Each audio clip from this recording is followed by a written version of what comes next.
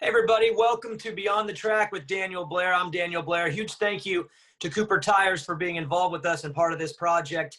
It's been a great series so far. Today is going to be a really fun one for me. I love the behind the scenes business side of this sport, and there's no one better than JH Leale to talk about it. He joins me today on Beyond the Track. JH, how are we doing today? Thanks, Daniel. How about yourself? And this is going to be fun. Look, we have conversations a lot at the Supercross, some on the record, some off the record, but we get into these different conversations about the sport and all the different variables that come about during a season. But it's fun to get you on here right now to kind of pick apart some of those things. But before we do, I want to start with your background and give the audience an understanding of who you are. You are the president of Ricky Carmichael Racing, which is a very broad title because you have a lot of different things that you do. We'll get into all of those as we get going, but let's just start with your background. Where did it start for you in this sport, and kind of take us into, I guess, the current time and the responsibilities that you're doing now? Yeah, like a lot of people in our sport, I'm born and bred into it. I'm third generation motorcycle trash, I would say.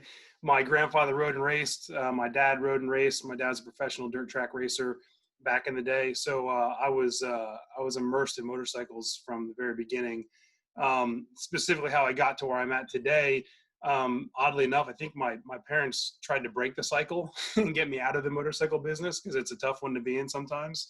My dad owned a motorcycle dealership back in the late 70s and early 80s, which was a tough time for the motorcycle industry. And I think my dad and mom would have rather see me take a different route, which again also kind of led me to this path today. So I got out of racing and got into regular stick and ball sports, and that took me to college. And I intended on being an attorney. I always liked the business side of things. I thought I was going to be like a corporate lawyer. I kind of had that vision of doing something like that. And in school, I learned that I didn't want to be a lawyer because I didn't enjoy it as much as I thought I would. Just the process of things and how things go. And so my dad's like, well, you better figure it out because your 4 years is up and we're not sending you back to school. So I got a job as a rep, and I spent a lot of my time growing up with my dad in the Northeast, visiting and calling on dealerships and shops and working open houses and whatnot. And I did it for extra money in college. I'd work weekends at open houses that were close to where I went to school, and I just really enjoyed it. It's my passion. It's my background. It's my favorite hobby of things that I did. So I really enjoyed that process of doing that. And so I was lucky. There were some openings. Fox Racing and the Chirbies were my first two that I worked with. And when the time came, when I was trying to figure out what to do at the end of school, they just say, hey, well, you can keep repping and just take on this whole territory if you want. We'll give it to you, and this is what we'll do. And I had nothing else really planning on doing it, and I liked doing it, so that's what I did. And kind of how that led me to racing was back then there weren't the gear services guys that you have these days. Everyone's got a gear service. Hey, you got a goggle guy, you got a boot guy, you got a gear guy. And for me, I was the local rep, lived in Eastern Pennsylvania, and I had 5 or 6 motocross tracks that I would go to regularly just because I enjoyed going. So Fox would call me up and say, hey, you going to the race this weekend? I'd say, yeah. And they'd send me all the riders gear, and I'd show up and I'd just drop it off at the truck. It wasn't like it is today. So that's kind of what got me into racing a little bit. And that's how I met Jeff Emig. Jeff's one of my longest friends on the racing side when he came to the Fox with Shift. And that's ultimately how I met Ricky, oddly enough. So from there as a rep, I took a job at American Honda. I was their sales manager for the Southeast. I had from Atlanta down to Central Florida. And that was my territory I did that for 4.5 years. And then I decided I didn't want to end up taking the path that kind of led me to Torrance. It just wasn't in the cards for me. I didn't enjoy the idea of going to work in an office like that. That didn't suit me. So from there, I transitioned to starting my own sales and marketing company with a former boss of mine at Fox, actually.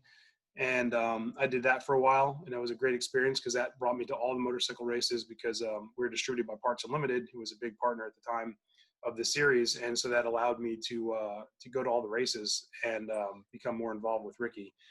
And then once that came to an end and Ricky's racing came to an end and the NASCAR thing picked up, Ricky's management company at the time was dissolving. They were going different directions, and he needed somebody to go ahead and figure out how to help him bridge the gap between what he was doing on the 2-wheel side and the 4-wheel side. And he's like, hey, you're already, handling most of this stuff for me. Maybe let's just figure out how to just do this transition together and go from there. So that's kind of in a nutshell what brought me into racing with Ricky, and then kind of how we got to this point today.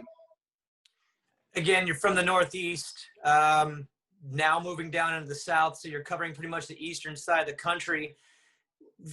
Just from your experience kind of in those beginning stages, could you see a difference in just the industry itself from the locations? We always talk about the West Coast, East Coast. You got your start, I know, up in more in the North, now down in the South. Was there a difference that you noticed in the sport just in those two areas in those early days? Yeah. The Northeast, especially back then, it was so heavily, there was a lot of opportunity for racing, which was really cool. There was a lot of off-road riding too. That's kind of what more of my background was. There was a really heavy area, specifically in Florida. Florida, we're very fortunate here. Florida was great when I moved down here. The moto scene specifically wasn't too far off from what I was used to, specifically in Florida, but for sure in the Southeast, everything just down here was a little bit more spread out, I think. But it was different competition too. I remember one of the first times I went riding down here, and I was in some trail riding we did, and it was kind of a long story, but I needed a rock basically to fix the gear lever, and I turned out and looked, and I just no rocks. Where I grew up, there was lots of rocks, and there was no rocks, and I just like, man, this is different. There's nothing to bang the thing on the side of the bike to fix it with. So, I early on learned that, riding in different environments was a lot different. I never really rode outside of there, out of the Northeast before. So, that was a little bit of an eye-opening experience. But all in all, the industry was kind of still the same, working inside of the industry. I think that the differences more for me were related to my job than they were the actual industry itself. I think the industry, the type of riding was different. The things you did for this kind of riding was different. But all in all, motorcycling is motorcycling. That's, I think, what makes our sport so great. Take me to that time again with Ricky. When you start working with him, you say Fox was kind of the introduction through Jeff Emick and Fox and all that. Did you start working with Ricky directly as a person at that point and getting to know him better? And obviously that leads to where you are now. But was that happening then too, or did it happen more when you got into that management transition stage where you were kind of helping do that bridge from moto to two to four wheel? Were you starting to work with Ricky back in those early days, or was it starting out just more organic, like a friendship? Yeah, it was definitely more of a friendship. It was completely organic. There was no there was no intention on the work side. It was just friends. When I moved down here for Honda, I didn't have any friends. I was the only one that moved away from my family, so it wasn't like I moved down here and I knew a bunch of people. I was in the town all by myself, and I just called him up. This was 1998, so Ricky just won his first outdoor title. Had his first season under his belt, and I was like, hey, do you remember me? I used to work for Fox. He's like, oh yeah, I'm going out to the lake this weekend. Want to come hang out in the boat? And I was like, yeah, sweet. For me, I just was looking for somebody that had a like interest that I could hang out with, to have, just to know somebody in town is all I was doing. Kind of one thing led to another, early on in Ricky's career too. Remember, they don't come from a racing background. Ricky's background was never in racing. Anyone in his family, his dad was an electrician, his mom was a school teacher. And from a work experience wise, as a sales rep, I was an independent contractor, very similar to what Ricky is as a racer. Racers are independent contractors, in their agreements. That's how their deals are structured.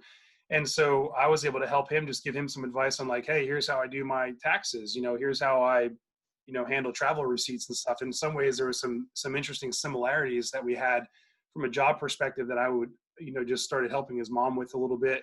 And then, Ricky would, fan mail requests and stuff that would come in. I would just be like, hey, I'm just going to help you do this stuff. I don't mind, helping. And that just kind of evolved into then taking on a bigger role as I started going to the races more. And I obviously had that motorcycle and work background that I could continue to involve myself with this program, but be an asset as well, actually provide some kind of use for him. So it was an ever evolving process that kind of got us to where we are today. And in those early stages, you're obviously offering some advice, but things obviously are going to pick up and get a little bit heavier along the way. When did that transition start happening where it went from, hey, I'll help you. Hey, I got, what can I do to help you, to, hey, I'm going to be a part of what you're doing? not only in the later stage of the racing career, but then the transition out and then into all the ventures that you guys cover now, from race team owner to TV commentator to the relationships that he's had with Monster and Fox and Suzuki over the years. I mean, all the obligations. It went from a let me help you out to let me really be involved and help manage. When did that happen? I think a lot of it really started to happen when he went to Honda, because I was at Honda when he was at Honda. I think that's when business picked up a little bit, that the sport in general grew quite a bit. And Ricky, as everyone notoriously knows, we had a really tight group of his circle of trust that we called it. You know, it was Johnny O first, and then it was, you know, obviously his mom and his dad, and Johnny O from the industry side, and then a friend of ours here in town, Terry Evans, who was like his practice buddy that would go with him to practice and stuff. And then that's where I started getting more involved. As he was riding more, needed more help, I'd start going to the track with him a little more, because I was here in town. And you know, it was hard too for him. I mean, you know, Ricky's told the story plenty of times too. Going to school as a motorcycle kid, especially back then, it wasn't always cool, you know, and he wasn't there a lot. I think he got picked on a little bit, and he was as much of an outsider as I was. I was an outsider just from moving down here and not being from here. And he was an outsider too. He had his little group of friends that he was able to make from school, but it was just us in our little racing world. So as things kind of picked up, I think when he went to Honda would probably be a good point, because, you know, that's when I happened to be there. Not that I had anything necessarily to do with that, not at all, but just that was a time period I think that marked when I was transitioning, because he got the Honda and I left. I think it was the next year I left. And then that's when I started going to the races more. And so since I was at the races, it just was, since I was the more natural person he was comfortable with, then it was like, hey, can you go do this? Or, hey, I need help with this. Because, you know, he didn't want to ask anyone else, or I guess not trust anyone else. You know, you just, in a new team, a new environment and whatnot, I was just this person from home that was there. So it was easy for me to do it. So a lot of things added up to making that fit mesh. Again, a friendship that turned into a business relationship. Looks like a lot of different variables to make that happen. Throughout the years, obviously the role has changed, but where are you now? What is your, I would say, your main responsibilities and your main priorities right now as president of Ricky Carmichael Racing? So, you know, the NASCAR thing happened after the racing, and that was really the point when we decided. Actually, JH, let me stop you right there. Let's cover the NASCAR thing. I do want to know about that transition and how things picked up. So can you go into detail a little bit on that? Yeah, absolutely. So, so the NASCAR deal, once he was done with racing, you know, that was, you know, very calculated plan by Ricky. That was, you know, in the cards for strategically how he was going to get himself to the NASCAR series, going through the local racing series that we did, and then bringing him from the local races into the East Series, and then the East Series, you know, into the trucks. That was the goal, or ARCA races and trucks, depending on how he progressed. You know, so there was a very strategic plan. It wasn't just a plan on how he's going to end his two-wheel racing. It was a strategic plan on how I'm going to get myself to be successful in four-wheel racing. And fortunately, we had the backing of Monster to get us through those initial years. And then Ricky, you know, he had to earn his right to get to where he got to in the racing. So, you know, early on, we were very fortunate. And it's funny how you meet people along the way and how they involve themselves in your life or have an influence on you. And then it has an impact on what your future plans are or ideas that you have, because Kevin Harvick was a massive influence on our program. Kevin had a massive amount of respect for Ricky and really appreciated what he had done in his sport and respected him as a racer and how he transitioned that into becoming a successful NASCAR driver. I mean, by all accounts, you know, for Ricky, considering the learning curve he was on, you know, probably was one of the most successful guys that ever tried to transfer to do it. To be quite honest, you know, people will always look at, you know, results in some way. That's true, but there's so many factors in car racing to go into it. And the curve that Ricky was on, you know, Kevin will tell you, and he's probably a better person than I am, that, you know, what Ricky did in NASCAR racing in that short period of time was really incredible. And Kevin, you know, we learned a lot from Kevin. We became really close friends with him, and he taught us a lot about business. And we were racing for Kevin's team at the time. And, you know, Kevin's goal was to not just win as a driver, but was to win as an owner. And that, I think, had a big impact on Ricky, because when the car racing was over and we had to take a step back, and it was probably the first time in a long time we didn't really have a plan of what we were going to do and figure out what was next. We had a lot of things going on, but there wasn't a real concerted, I guess, path of what was next. that influence of Kevin and his race team really had an impact on Ricky. He's like, well, I think it'd be really cool. I could be the first person in the sport to win a championship as an owner also. And it gave Ricky a chance to do something, to win at something that he wasn't expected to do. He was always expected to win as a rider, but to put the ownership hat on, that's a big difference. You're not in anywhere near as much amount of control as you think you are from an ownership standpoint. And we went down and had a meeting with Pete Fox, and Pete put us together with Kerry. We obviously all knew each other, but we're not in that sense. And Pete Fox was the catalyst behind saying, because we told him what some of our plans were at a meeting, and he's like, man, you and Kerry should talk. Kerry's got the marketing. You could bring in the racing piece of it, and this thing could be a home run. And so we went down to Fox at their old building and had a meeting in their little corner conference room there. And that's how RCH came about. And like I said, for Ricky, it was what he learned on the NASCAR side and what he saw and respected from what Kevin did that gave him the goal to want to go out there and win a championship on the motorcycle side. Okay, that makes sense, and that ties it all in. So now we're getting done with NASCAR. You say you don't have a plan, but you have some ideas, obviously what you just saw at the NASCAR side of things. So now Ricky Carmichael Racing goes a lot of directions. You have management side, you have the goat farm, you have the race team, you have the commentating career now. Of all the things that you're doing, riding schools. The riding schools, of course. I'm just going to throw this out there. How do you manage all these different things? Because I know you're pretty hands-on, but you're also a dad. You have kids. You're heavily involved with them. I'm the same way. I do a lot of things, and it's hard to manage. How do you manage being a dad, being a family man, and also managing something that is so spread out? It's not like Ricky Carmichael Racing is a race team. That was one piece of many that you were involved with. How do you juggle that while also taking into account that you got to be a dad? And from what I know, you're heavily involved as a dad. So how do you do it? Yeah, no, and I appreciate that. We obviously follow each other on social media, so we keep up with all the runnings arounds that we do between the soccer games and the piano recitals or whatever it is we got going on that week or that day. I think a lot of it is obviously having, a good support system at home. We're all very close-knit in the family side. Very fortunate. My wife, I'm very fortunate that, I knew Ricky before I met my wife. So it doesn't hurt that this is kind of somewhat expected for her because this is what we do. So it's not like she had to we had to retrain her on, hey, we're going to do all these crazy things now. I'm going to Europe for a week and then we're going over here. It's kind of expected. This is always what we've done. So I think that's definitely a part of it. The balancing act is harder with Ricky's schedule and his kids and then marrying that with my kids and my schedules and everything else. I think I did an interview, I don't know, a year or so ago and with a guy in Europe, and he'd asked me what's the toughest part of my job. And I said, the calendar absolutely kicks my butt, just trying to manage, the demands that you have.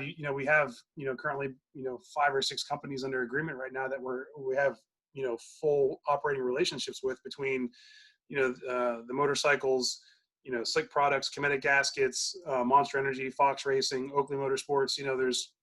There's a slew of companies we're involved with still that all have their different times and demands, and to try to fit all those into the calendar to fit their different events and things that they want you to go to. That's the toughest part. It really is. I don't know if I have a good answer on how I do it, other than just trying to plan as much in advance as you can. The better organized you are from a planning perspective, I think, is the easier that it makes it, I guess. We've got some things we've been doing them for a long time now, so they're kind of set in dates, like the riding schools. We got one coming up at the Goat Farm here the week before Mini O's. That's been a date we've had forever, the same as the one we do before the RCSX, that we do with Daytona every year. So some of them are they're staples, so they're easy, and I think the rest of it is just reacting to what everyone needs and trying to, get as much lead time as possible. Again, that's any advice I can give, man. The more organized you can be and getting as much advance notice on stuff to help you, I think that's the best thing to do to try and make it happen. And we try to combine things where we can, when we go certain places, we're fortunate Monster Energy's part of the Monster Energy Supercross series, because we can do some things for Monster that provide a lot of value to them when we're actually at Monster Energy Supercross. So, that helps us too. Last question on Ricky. Where does his motivation come right now to be so involved? He's everywhere. And we've seen that since he came back again from NASCAR. His involvement's been all over the place. First, it was part-time television, turned into full-time. There was race team, then that kind of went away. You have management of riders like Austin Forkner. You have the schools where Ricky is still out there with the kids. It's not like he's like, hey, welcome to Ricky's house. Here's my trainer. He's going to do. He's doing it all. Like, where does that motivation come from for him to be so heavily involved? And are you part of that motivation again, because you are the one managing a lot of these things, and you're managing his calendar too? So does that come from you? Does that come from him? Does it come from both of you? But it's a pretty all-out assault on staying busy and staying, I'd say, more than relevant, staying in a powerful position in the sport to make things happen. Where does that motivation come from? Yeah, I appreciate you acknowledging and recognizing it, because it really is a concerted effort on our part. The very first meeting that we had when I took over the brand, we had obviously had some conversations about direction and stuff that, things were going in at the time. And I asked him, I said, what do you want to do? And to this day, every year about this time, actually, we have our annual meeting sometime between the end of October and November with all of his people, and we kind of hit the reset button. I'm like, hey, you still happy? Are you still motivated? Do you still want to do this? What didn't you like that we did do? What do you think we need to do that we didn't do? Whatever it may be, tell me now. And to his credit, consistently, Ricky will tell you consistently that he has wanted to give back to the sport that he felt gave him everything. And I have that exact same passion. We grew up, very modestly in my house and my family. And it still blows me away to this day sometimes when we're getting on the plane to go to what corner of the world, Japan, Australia, New Zealand, somewhere in Europe, to do a school or meet somebody or do an appearance, that this industry has provided us with this life. We're very fortunate. The travel sucks. Airports are terrible. There's downsides to travel and being away from your family, but at the end of the day, it's providing us a life that we're both very fortunate to have, I think, and we're both very appreciative of. So I think the passion comes from, it's a give back. It's certainly, how can we continue to grow the sport? At this point, we have all these years of experience that can help younger riders, whether it's Austin or the other guys we manage, or the guys that come to our camps, or the people that we can influence by going to do the meet and greets at, whatever sponsor appearance it is. We can have an impact on somebody, mostly more Ricky than myself, but the ones that we interact with, I think we both feel that we're doing our part to help continue to grow the sport and provide opportunities. I think that's where it comes from. And it is definitely, I think, mutual. Ricky never makes me do something that I don't really feel like we need to be doing, or that I feel like that I want to do, that we're not going to have the energy to want to put into it to make it worthwhile. And I don't ever ask him to do anything that I don't think he's motivated to do, because you're not going to get the best out of somebody if they don't want to do it. So we try to pick and choose the things that we feel we're going to both be excited about. So that's, I'll sneak one more Ricky question in. He's been my favorite rider. I don't even know if you know this story, but my very first race ever was at the World Mini in Vegas. I was 5 years old on a 50, and I got last place, and Ricky won. He was 8. He's been my favorite rider since my very first race. So I'm biased. So even during his earlier years of his career, when maybe he wasn't the most media friendly and maybe he wasn't the most polished, positive publicly, yeah, I always loved him. So this is hard for me, but at a time he wasn't the most media friendly. And now in his post-racing career, I mean, I watch him literally stop for any kid that ever wants an autograph. I see the way he treats industry people, fans, friends. Was that just like a natural maturing process, or was that some influence from you pivoting towards, look, you're a brand off the bike now, you got to be a different person? Because it did seem like a big shift with him, and I've watched it up close and personal now for how many years. There was a big change there. Is that more post-race, mature business Ricky, or was that did it just take time for him to kind of accept the role that he's in as a heavy influencer on the sport? Yeah, I think a lot of it comes with the weight of the crown. When you're at the top like that through his racing career, Ricky obviously came from a great background with his family to provide him that perspective to understand his role and what his role was in the sport and what that meant to other people.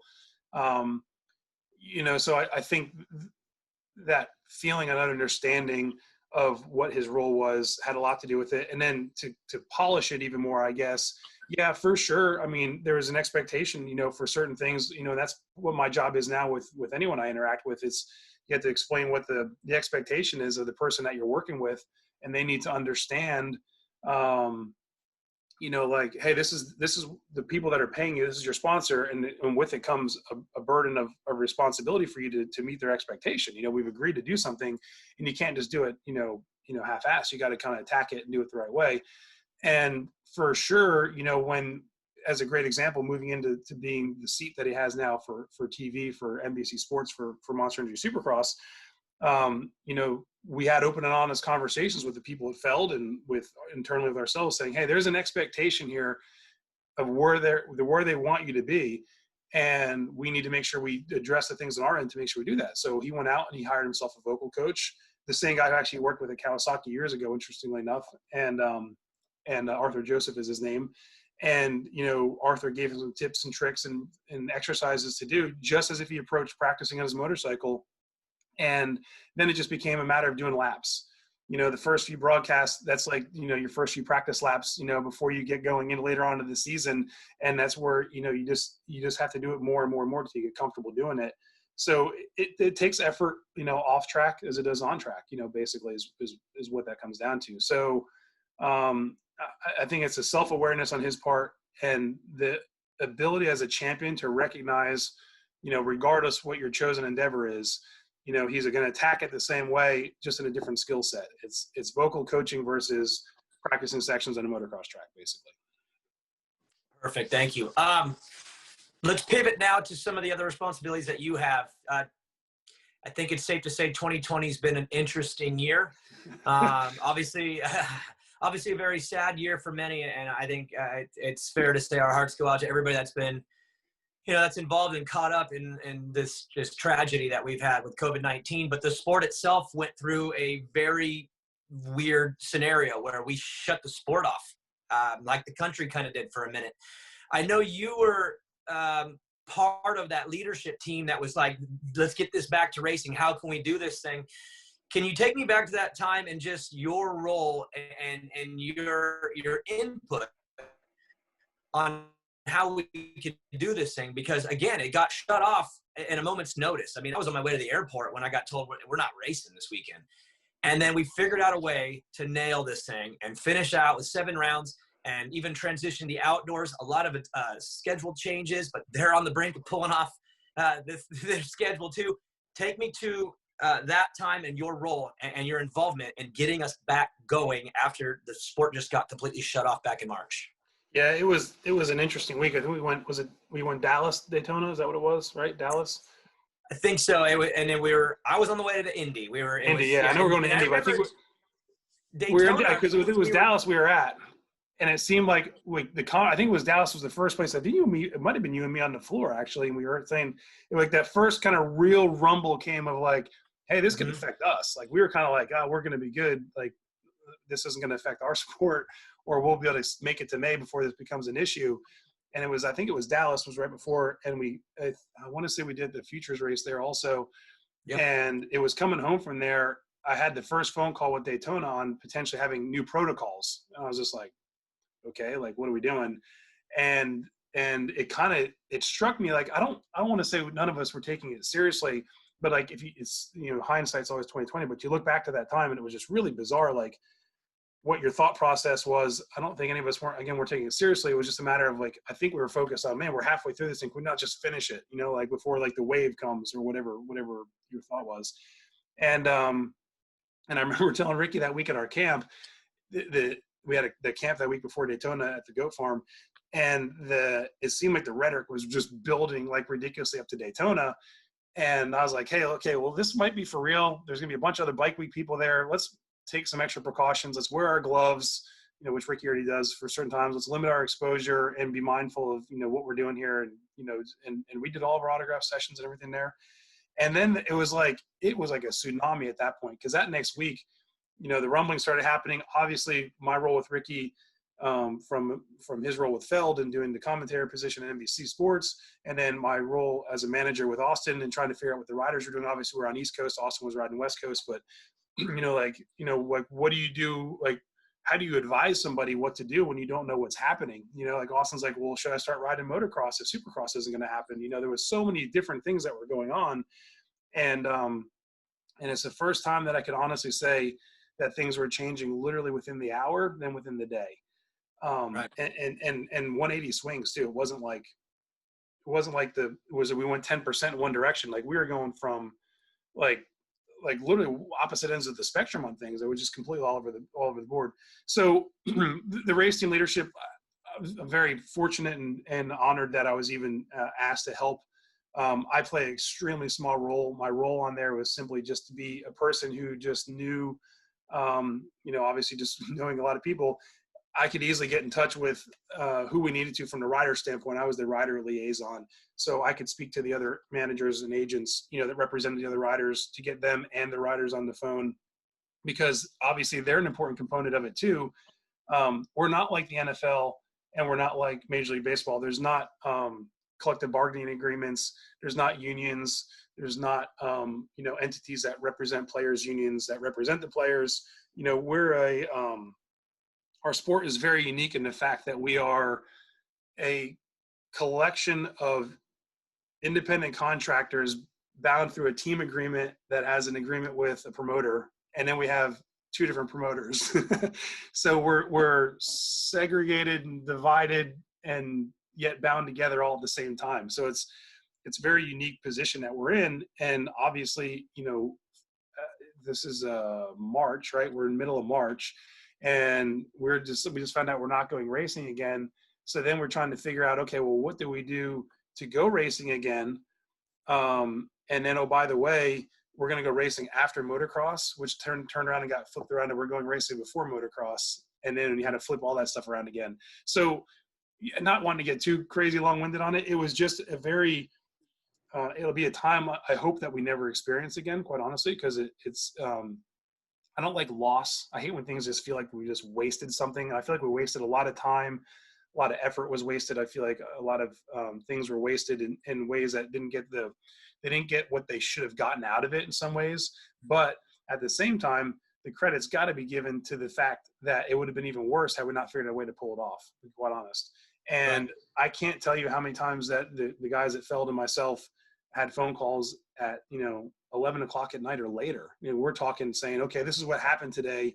And now we're trying to figure out how to implement that change because we thought we were doing it this way, but the Department of Health told us this. I'm like, well, yeah, but the governor's office told you it didn't have to be like that. And they're like, well, yeah, but the Department of Health is now overriding the governor's office. So we have to make a change.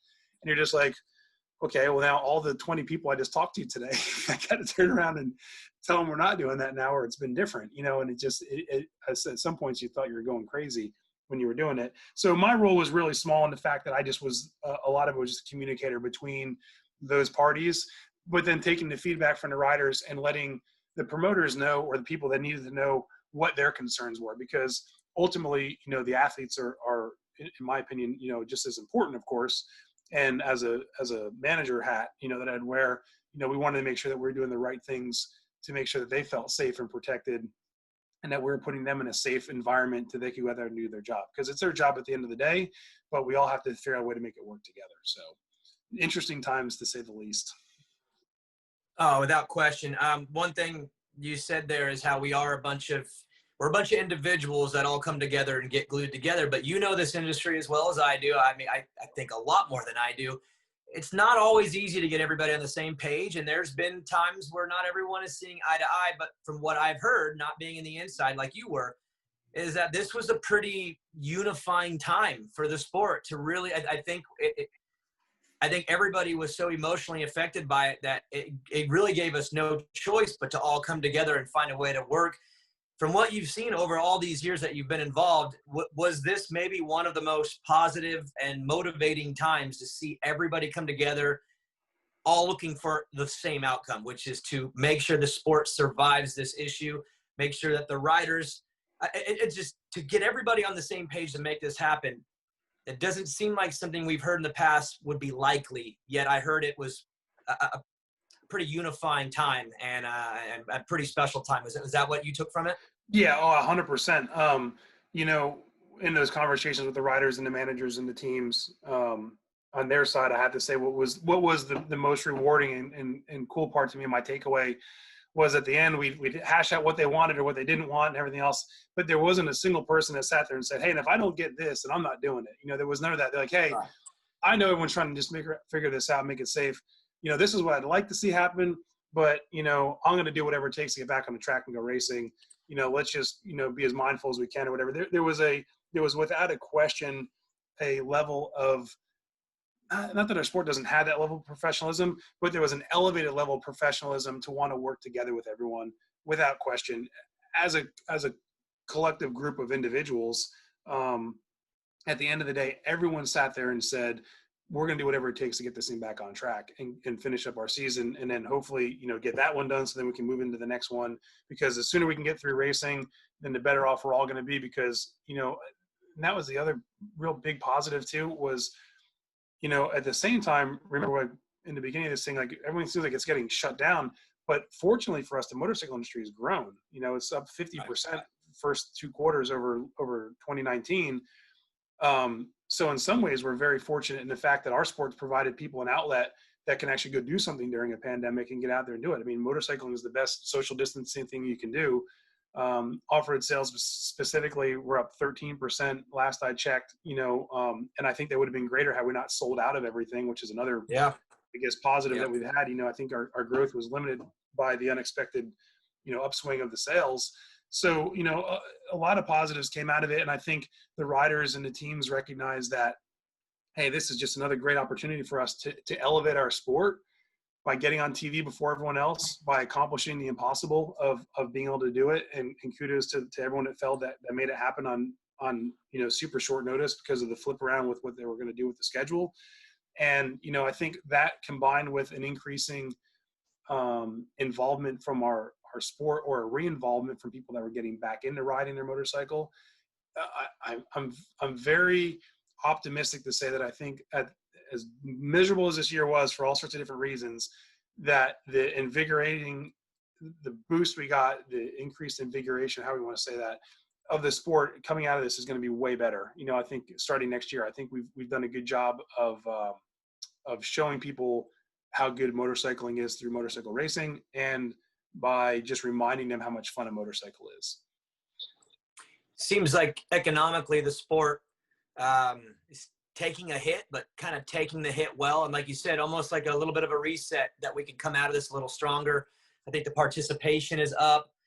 Again, the unity between the promoters and the AMA and the teams and the riders seems to be on better turn.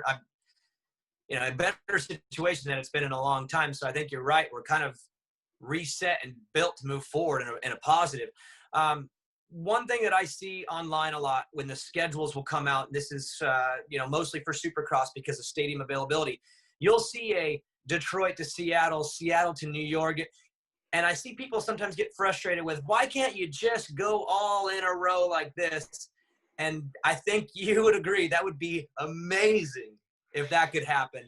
But we know that's not the reality with the availabilities in the calendar. But how challenging is that now moving forward to 2021, where there's new variables, not just your typical, hey, these are our months of operation. There's a lot of variables going on, and we're still in the middle of this thing. So as we move forward, how difficult is it going to be to just finalize it and put something down and kind of just bridge ourselves out of this back to a normalcy? I mean, I could see 2021 being difficult, but I've heard there's a lot of optimism that we're going to be okay. 100% optimistic it's going to happen. I don't have any doubt that we're not going to be able to figure it out because of the cooperation that you mentioned. The teams want it to happen, the riders want it to happen. Obviously, Feld wants it to happen from specifically a Supercross standpoint. But I believe, in my opinion, just understanding the challenges in my small roles in these things and having the insight that I have, I feel it's just as challenging as what it was to get back to racing, because we have the existing things that we know about that we're still dealing with. But the biggest part of this whole thing and what causes the problems in the first place, it's the ever-changing model, which the changes really are hard to chase around, I referenced earlier.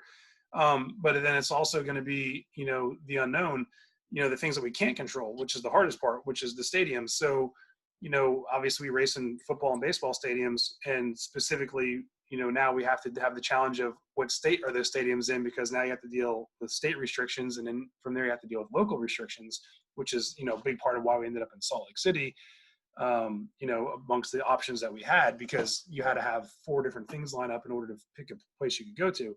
So that being said, we got to wait on the NFL because the NFL has to, we don't know who's going to be in the playoffs. We don't know what playoff model they're going to go to. If they go to a bubble model, which is something that was being discussed, well, obviously the NFL has to finish their season. And if they go to a bubble model, which means they're going to go do multiple playoff games in, say, one stadium, well, then obviously we're not going to have access to that stadium. We can't bring a bunch of dirt in. There's going to be a football field to be there. But once we know what they're doing, and if they don't do that and they're going to go to regular venues, well, let's just say we want to start in the West Coast and you can't go to California and you want to go, say, just, I don't know, Phoenix, the next closest one, I guess, that's out of California, or Vegas maybe. Well, what if the Cardinals make the playoffs? Is that likely or not? I haven't watched much football this year. Is that likely the Cardinals are going to make the playoffs this year? It's unfortunate that the Cardinals and the Raiders are pretty decent this year. There's a good chance they're in, and I've heard the stories. I know you know them, where they don't want to tell the season ticket holders that they're running a race on a playoff weekend, because it's like, wait a minute, aren't we supposed to try to get in the playoffs? Oh, there's so many things.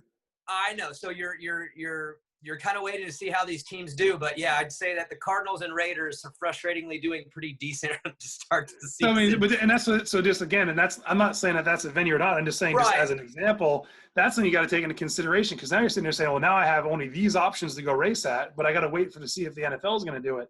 So there's so many outside variables that we have to deal with. But again, another positive of the pandemic, I guess, is, there's a lot of people that are hurting in some ways, and they'd love to have Supercross come in their stadium that maybe never considered having an event that would bring a bunch of dirt into their stadium, whether it's a Monster Jam or a Supercross or some other venue. So there might be, in some cases, new opportunities because they're looking for new revenue ideas, and that might open up new markets for us that may not have been there before, because people got to start thinking outside the box for how they're going to generate, income. Because let's face it, even with a reduced crowd, which is, what everyone's kind of dealing with right now with football, and I'm assuming is going to transition into the beginning of the next year. Even a limited crowd and having a sport like us coming to your city is going to have an economic impact, versus having nothing that's been happening. So, in some ways, I always like to look for the opportunities, because I feel like, coming out of things like this, it's not always bad. There's always some kind of other adjustment that can be made to find the opportunity in the bad and the negative.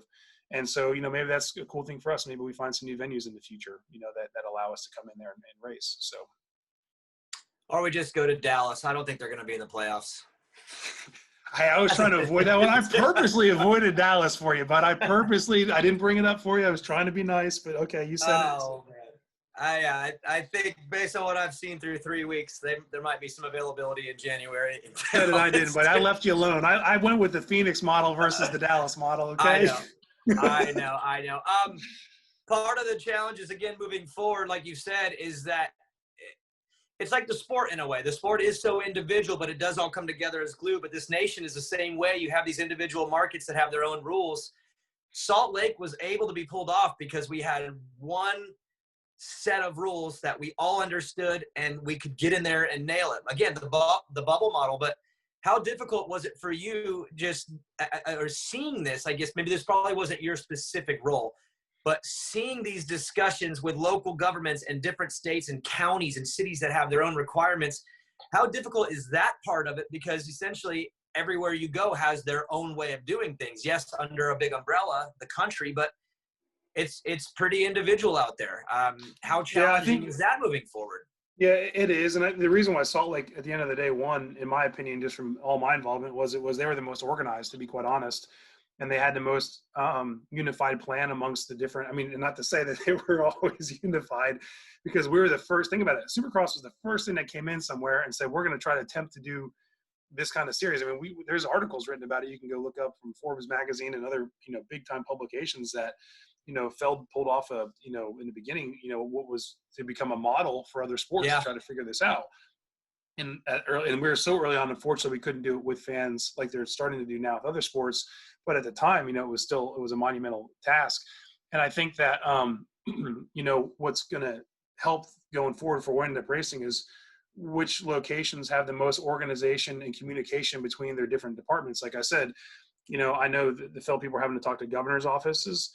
And within the governor's office, you got a Department of Health, which is more for the state. But then, you have a local community saying, whoa, you're going to bring 900 people in here, from all over the country. And how are we going to expect this, to be handled and things like that? So then the local people get involved.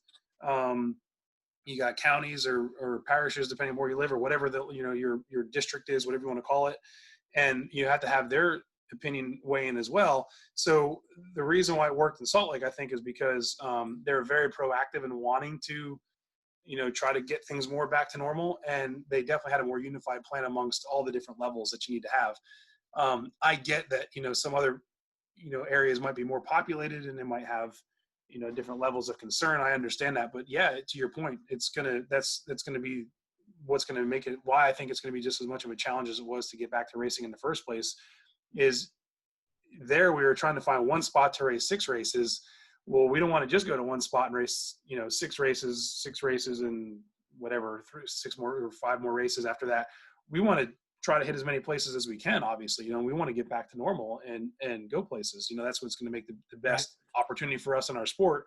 So, now we have to do what we did in Salt Lake, but try to do it 18 times essentially, or 17 times to get back to that point of normalcy. So that's the challenge, and some combination thereof is going to be what is going to be, I think, the biggest task to figure out. And with that's going to come what they're experiencing in the outdoors right now. And as everyone who kind of followed along there, obviously they were all set to go to Washougal, and the local county came in and overrode the states and just said, nope, we're not going to let you come in here. And it's like, well, shoot, now what, And the other thing that's been a challenge is, so when they raced another one at Loretta's, but then you turned around and you went to Indiana, the rules are different when you get to Indiana, what you can and can't do. So we're going to have those same challenges. And I like to think that we're going to maintain our professionalism amongst all the different parties as what we've grown into here at this point. And that cooperation is going to help us, because we're going to need patience. I think that's the biggest thing that for all of this and any aspect of it, patience is going to be key, because it's not going to be what we want it to be, unfortunately, I think, for a little while longer yet. But let's just celebrate the fact that we're going to work hard and get back to doing what we love to do and going racing and putting on a show. And then, let time intersect with that to where, it becomes more normal as we remember it, I guess. And I would think that coming together and making Salt Lake successful and coming together and making the Outdoor National successful, that's a good place to jump from, because we all did it now together. So at least we all know we can come together and make it happen. I think that's going to be huge moving forward, just having that history of working together. A couple of questions for you individually. What is your favorite part of your job? Like when you wake up in the morning and you have your list of responsibilities. I've even heard your phone ringing a couple of times during this interview. So whoever's calling, too bad, I got you right now. Tell Austin or Ricky, you can call him back later. What is your favorite thing, though, when you wake up and you have a list of things that you got to cover that day? What is like, God, this individual part, or maybe it's not even now. Maybe it's the race team, RCH, those years. What is the most fun, just for you from a personal passion standpoint, the best part of your gig daily? I think at heart, I'm a sales guy still. I evolved from a sales guy into this managerial role, which managing somebody is selling somebody, to some degree. Mm-hmm. So I think at the end of the day, it's the relationships that I enjoy. When I look at my list of things to do, I mean, there's not every phone call you want to make. Some of them are uncomfortable. That's part of the job. It's not your most favorite thing to attack sometimes. I think what I enjoy most overall is just the accomplishment of when I have a list every day before I go down, I leave my office at night, the things I either didn't get done or needed to get done, or the calls you got to get back to, or whatever the thing you're trying to accomplish is. I like the satisfaction of checking off the list. Like, I enjoy that. And then within that, I think, the sales part of it, I enjoy doing. There's definitely, and it goes back to what we talked about earlier, there's a level of gratification for me that just comes with, if you put a good deal together, the team's happy with the rider, or the sponsor's happy with the deal we do with them, or whatever it might be, and then you see it come together and it works out, and then you do that, whatever that deliverable is, and it turns out really good, and you provided a good value. There's just satisfaction in that. I don't know if there's any one particular thing that I like the most about it. I definitely enjoy the travel from the aspect of getting to see places. I don't enjoy the actual part of traveling. I would say, don't lie to me. You do not like. No, I don't enjoy the travel, but it's been pretty cool that I can sit there and say I've been to these places I've been to. Last year went to New Zealand. I've never been to New Zealand before. That was a cool experience. So things like that. Like, I enjoy that. That part of it. But the actual airport part isn't so much fun. But Right. So yeah, I think that's it, you know, for sure. I think those are the things that I enjoy the most. We just picked up a new rider. We're working with Daniel Saunders, who's an off-road rider. And we did a last minute switch over. He was on Husky in Australia, and they moved into the factory KTM team in Europe to have him go race World Rally in Dakar. And for me, that was something that we put together in, like, I think we did it in, like, I don't know, like 4 or 5 weeks or something ridiculous. Like, things like that don't normally happen. And there's a big satisfaction that comes with when you can look at something and say, man, this is going to be really hard to do this. Like, I'm not sure if we're going to pull this off, but let's try it. And then it works out and you do it. There's a lot of satisfaction in my job that comes from being able to pull things like that off. Very much like the guys at Feld, you know, we're going to go do 6 races in Salt Lake. You know, that's a monumental task, and yet we did it. So I think that's where I get a lot of my satisfaction from. You mentioned how you and Ricky have your annual meetings where you'll discuss what's going on in the portfolio of responsibilities. Maybe we need to do more of this, less of this, whatever. As you move into this, you know, next month or two, when you do that with him, what kind of things right now on your plate and his plate do you feel like you want to make a bigger push on? And maybe if you can share some things that you maybe want to pull back on. And also, just to clear it with you, am I able to go on one of the next rides? Because I may have been invited on one of your guys' adventure rides, but it wasn't cleared with the president of Ricky Carmichael Racing. So am I good? Can I come or no? But and then the real question, of course, is what do you want to do more of and less of maybe in the future when you sit down and have your meeting? Yeah, we actually just this morning, Ricky and I had this conversation because this year again is unique in the fact that normally we're doing at least 1 or 2, sometimes 3 international events this time of year, the Des Nations or AUS-X Open or Geneva Supercross or one of those, you know, that we pick and choose, you know, the ones that we have opportunities to go do and where we want to go. Obviously none of that's happening this year. I think they're all canceled, but maybe effectively, I think Paris might still be trying to hang on, I think maybe. So obviously we're not doing that. So, you know, a big part of when I look at the big picture of the brand and how I try to, you know, organize, you know, Ricky's role and stuff, you know, motorcycle racers in general, our racers here in America are much larger outside of America. We're diluted here by Major League Baseball and NFL and NBA and all that kind of stuff. But in Europe and South American stuff, it's Formula One, MotoGP, and they follow Supercross. I mean, Supercross and motocross in Europe is just massive. So our following in a lot of ways and our branding and our value to our sponsors is just as big, if not bigger, outside of the U.S. as it is inside the U.S. So, you know, the international trips are a big part. And I was just telling Ricky this morning that, you know, we haven't done an international RCU in a while. And I've just, for whatever reason, I've had a handful of people just recently have been reaching out to me. This is just crazy how it's happened from 2 entirely different, you know, no paths crossed for these 2 individuals. And in the last 7 days, they both reached out to me saying, hey, what would it take to get you guys to come back and do an RCU, or can we do an RCU here? And so I was just telling him, I said, you know, maybe we should think about going back and doing that. So I think we're going to see us maybe on the international stage again, which sounds crazy to talk about in the middle of a pandemic and countries shutting down and whatnot, but those things take so long to plan.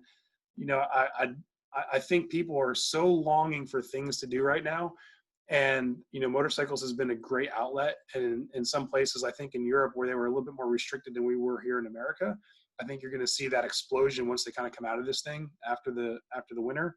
So I think we're going to see about, you know, kind of getting back on doing a few more of the schools, I think a little bit. Other than that, you know, I think we're pretty satisfied with what we're doing. The RCSX at Daytona this year is going to be just as big of a challenge as anything. You know, fortunately, amateur racing did really well this year. You know, they were able to finish up and get their championship done, but it's going to be a whole new set of challenges. We're the first one. We're the first big national at Daytona. And, you know, although I think we have a roadmap for how we can do it, and there's still races happening, I think you're just going to see inside a venue like Daytona a different set of challenges this year. Right. So. And do I get to go on the next ride or no? That's right. You're talking about the ride. Kind of like your right. Yeah, as long as you don't ride the bike like you used to ride it on the arena cross track, we'll be okay.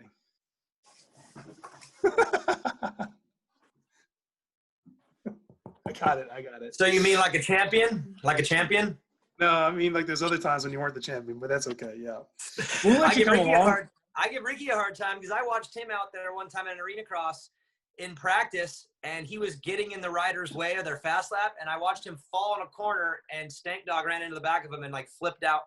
And I actually have video. so, I think I have video of that actually. I got video of that somewhere. We need to post that for a throwback Thursday. oh, it'd be great. He was literally ruining riders' fast laps. It's the GOAT in arena cross, just getting in everyone's way. I thought that was incredible. We're talking about rides. Where do you want to go? We've been doing the West Coast. We thought about we need to do East Coast this next time. Anywhere. I'm down to go. The warden already gave me permission, so we're good to go whenever it's time. You just let me know. I'll be there. They're a ton of fun, and that's what's been obviously the most fun. Ricky's mentioned a few times, that the progression for him from a racer to this role in motorcycling, and for all of us, I grew up riding motorcycles, obviously myself, and I was on the street bike quite a bit when I worked at Honda, and I kind of got away from it too. But this has really opened up another, a second win for all of us just to do something else. And Ricky being off the motocross bike, man, I tell you what, adventure bikes are definitely a ton of fun. If anyone's looking for a way to get back into motorcycling and have a lot of versatility on their bike, this adventure bike category is where it's at, by the way. Just personal note right there. We've had a lot of fun doing it. So you'll have a ton of fun when you come with us. I've heard good things. Last question. This one's going to be kind of broad and maybe difficult to answer because it's broad, but I'll give it a shot anyway. We always talk about how to grow the sport. How do we grow the sport? In your opinion, after everything you've seen from so many different angles, how could we take this sport in 10 years to a new level? You've already mentioned the fact that we have stiff competition in the stick and ball sports. They take up a lot of the time and a lot of the attention. We have our own variables that we're dealing with, but everybody's a fan of the sport. I mean, we're passionate. We love it. We want to see it grow and get bigger and become more mainstream. And for the most part, I think it has. But just from your experiences, what can we do to give this thing a jolt over the next decade and take this thing to maybe the next step from where we are now? We tell everybody, it's a great question, by the way, and we talk about this a lot in all the different facets. And we tell at every one of our camps we do, we tell it at the riders meeting at RCSX, or where Ricky has a chance to talk in front of riders at different events. And you might have heard him say this with some of our arena cross stuff in the past, is, we're all disciples of the sport, all of us, and we all love it and we're passionate about it. And that's why we're still doing it. And that's why we're doing all the things that we're continuing to do. Ricky obviously doesn't have to do these things, that he does, but it's because there's a passion there. So I think we always try to focus on the positive. That's our biggest thing, is being positive certainly helps. And if you are someone out there riding and having fun, sharing that experience, whether it's on social media or with your friends at home, just a positive nature of the fact that the sport is fun and it can provide you just a lot of joy in doing it. I think that's the first thing, is having a positive message, and recognizing that all of us, whoever you are, the kids at our camps, yourself, myself, Ricky, whoever it is, the privateer guy, we got into this sport because it was fun. That's why we started doing it. So I think, continuing to share that message of the fact that it is a fun thing to do certainly helps. That being said, the other thing is the creating more opportunities for people to get into the sport with lower barriers. I think cost is a big thing that's a struggle that we have to focus on. There's lots of things from an industry perspective that we're working on. I actually had a phone call again this morning about, the challenges of the fact that, I can tell you right now, if I went home to where I grew up, I don't think there's a single place that I used to ride on that's there right now, and I wouldn't know where to go to ride. And I have friends that still live up there that say, yeah, man, there's, we have to, now that the trailer up and go, I used to ride out of my backyard, to go ride. So, there's lots of increasing challenges that we have to overcome, because the majority of people that are even on street bikes have started on a dirt bike. So we have to be conscious of working together and figuring out places, that if we get somebody to come someplace and ride their bike, that it's fun when they get there, and if you're somebody who's got a lot of experience and you're at an OHV park riding for the day and some new guy shows up, don't sit there and make fun of him. Walk over there, introduce him, and ask if you can help him, be a positive influence on the sport and keep people encouraged about doing it, wherever you see them, whatever level. So, that again, we got to figure out ways to keep costs down. We need to figure out ways to lower the barrier. I think electric bikes, I'm on board with it. I know there's a lot of negative about it, but I tell this story a lot. My little guy, when I got him a Stasic, I live in a golf course community, and after Christmas, he's down there by the park riding around, not in the golf course, but down to the trails. And I was like, oh my God, he's so cute. He's doing his little thing there on this electric bike. If he was on the quietest PW50 that doesn't make any noise, I'd be the biggest jerk in my neighborhood because his kid Yeah. was out there on the grass on his motorcycle. He's essentially on a motorcycle electric bike that's STACYC, you know, which is teaching him skills to ride, and everyone thinks he's cute. So I think, you know, opening our minds to new ideas and ways that we can introduce people to two wheels is something we have to be important. Strider bikes is another great way. Just getting kids on two wheels earlier so they become passionate about it. And if that leads to bicycles or electric bikes, all those things are going to help us, because the growth in 10 years isn't going to come from all of us that are in the sport now. The growth in 10 years is going to come from the generation behind us. So that's the generation we need to encourage, in my opinion. That's how I think the growth is going to come from. That's awesome. I agree 100%. Last question, I'll sneak in. You talk about the responsibilities and the list of things you have to do. How does tomorrow look for you? What do you got going on? Tomorrow? Would you consider tomorrow one of your, would it be on the, you talk about fun and the things you like, is it somewhere up there?